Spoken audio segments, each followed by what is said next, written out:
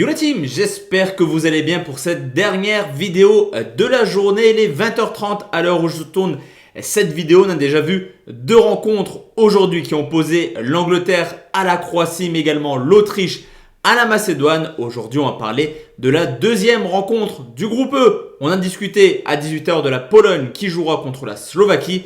Place maintenant à l'Espagne qui jouera la Suède. Juste avant de parler pronostics, le petit rituel, le petit pouce bleu et également le fait de rejoindre le canal Telegram qui est juste en dessous dans la description. C'est vraiment l'occasion de me rejoindre. Vous l'avez vu aujourd'hui, 2 sur 2 Angleterre, Croatie. 2 sur 2 également Autriche, Macédoine. La Macédoine marque cote à 1,66. Les deux équipes marquent cote à 2,02. Score final 3-1 pour l'Autriche. Je vous l'ai dit, il y a une offre démentielle du côté de Winamax pour ce jour jusqu'à 23h59.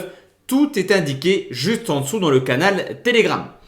Pour demain, je vous l'ai dit, la team, on va parler d'une seule rencontre avant d'anticiper dès demain les vidéos concernant le groupe F de la France, de l'Allemagne et du Portugal. Place à l'Espagne qui joue la Suède. Le groupe E, comme je vous l'ai dit, avec la Pologne et la Slovaquie, un groupe assez homogène où logiquement les Espagnols devraient terminer en tête. Mais attention, la Pologne, la Slovaquie et surtout les Suédois vont tout faire pour prendre de première place à la Rora.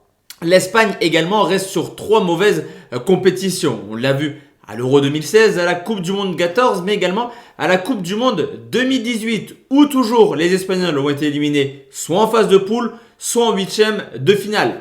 L'avantage de l'Espagne demain, c'est tout de même de jouer une équipe de Suède qui est certes habituée à participer à l'Euro, 5e participation de suite, mais qui n'a passé qu'une seule fois les phases de poule, donc une équipe qui n'a pas non plus une grande expérience des tournois internationaux.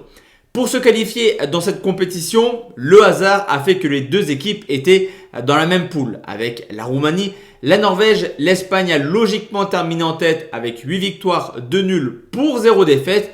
Mais attention, car les Suédois ont plutôt été cohérents dans ces phases de poule avec une seule défaite justement contre l'Espagne sur le score de 3-0. Quand on regarde un petit peu l'état de forme, on peut constater que les Espagnols restent sur 8 matchs sans défaite. Mais quand on voit un petit peu la compo probable de l'Espagne demain, clairement, ça ne fait pas peur. Busquets absent qui a été touché par le Covid. Attention, car des possibles tests demain pourraient rendre forfait certains joueurs. L'équipe d'Espagne n'est pas aussi belle que dernièrement. Du côté de la Suède, on peut quand même remarquer un état de forme plutôt sympathique. Également, eux qui restent sur 5 matchs sans défaite et qui sont capables de marquer à n'importe quel moment. On l'a vu, malgré une mauvaise Ligue des Nations, la Suède avait marqué 2 fois au Stade de France. De plus, au vu de la compo, Isaac, Berg, Forsberg, c'est un trio d'attaquants plutôt extrêmement prolifique.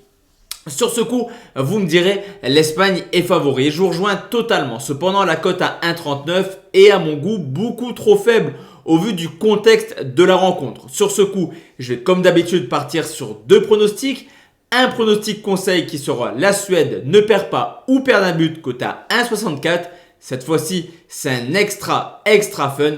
Mais je vous ai parlé de Isaac et Berg avec des Espagnols qui n'ont pas forcément une grande défense cette année. La double chance buteur est tout de même coté à 3,60. Isaac qui connaît très bien l'équipe espagnole, lui qui joue à la Real Sociedad. Donc voici la team, mon pronostic pour Espagne contre Suède. On se retrouve demain pour 2 vidéos. On parlera d'Hongrie, Portugal à 18h, mais surtout de France-Allemagne mardi 21h du côté de Munich. La première rencontre de l'équipe de France. On espère une victoire, mais attention, les Allemands sont quand même assez coriaces dans l'histoire du foot français. Excellente soirée à tous et à toutes et on se retrouve bientôt sur YouTube ou alors sur Telegram. Ciao, ciao.